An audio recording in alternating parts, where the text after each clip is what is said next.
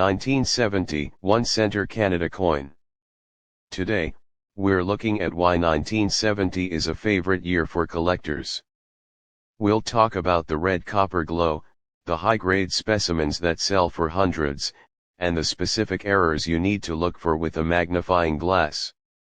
Is your 1970 penny a common pocket change find, or a rare MS66 gem? Let's find out.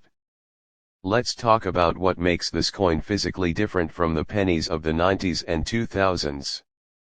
In 1970, the Royal Canadian Mint wasn't cutting corners with zinc or steel. Feature 1970 Canadian 1-cent composition: 98% copper, 0.5% tin, 1.5% zinc. Weight 3.24 grams. Diameter 19.05 mm. Mintage 344,145,000. Notice that weight, 3.24 grams. If you compare this to a penny from 2010, which weighs only 2.25 grams, the 1970 version feels substantial. It's almost pure copper.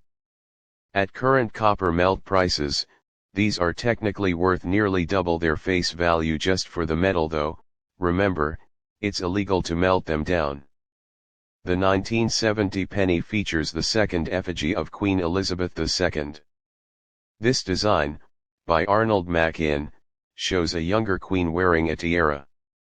It's often called the Girls of Great Britain and Ireland tiara portrait.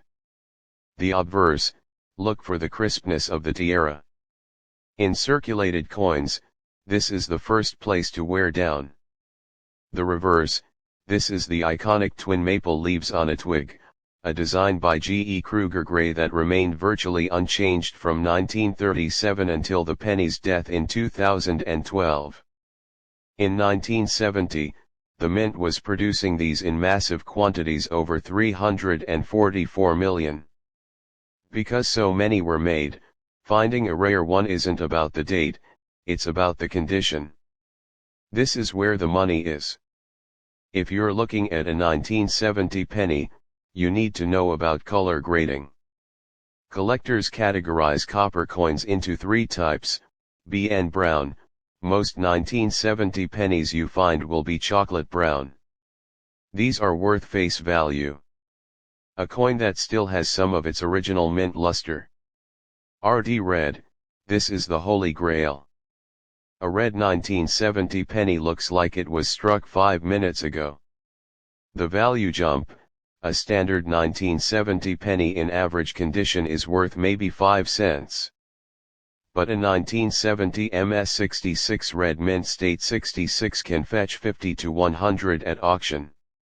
If you somehow find an MS67 red, you're looking at 300 plus, because so few survived the last 50 years without oxidizing. What about errors? While 1970 doesn't have a famous small beads variety like 1965, keep an eye out for double dies. Look at the lettering in Canada and the 1970 date. If the numbers look thick or shifted, you might have a double die error. Clip errors: look for coins where the circular planchet was cut improperly, leaving a bite taken out of the side. Why collect 1970? It was a wild year for Canada. Pierre Trudeau was Prime Minister, the October crisis was making headlines, and the Canadian economy was transitioning. The penny was the backbone of daily commerce. You could actually buy a piece of bubble gum or a stamp for a few of these. Holding a 1970 penny is holding a piece of that high copper era before inflation and rising metal costs forced the mint to change the recipe. So, is the 1970 Canadian penny worth a fortune? Usually, no. But is it worth saving? Absolutely. Because they are 98% copper, they are being pulled out of circulation and hoarded for their metal content or destroyed. Every year, a red 1970 penny becomes harder to find. Check your jars. Look for the 1970 pennies that still have that bright, orange copper glow.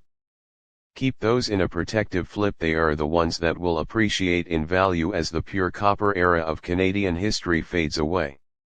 Would you like me to analyze a different year of the Canadian penny, or perhaps the transition to the 1982 12-sided design? Let me know in the comments. Don't forget to hit that subscribe button for more coin hunting tips. Happy hunting!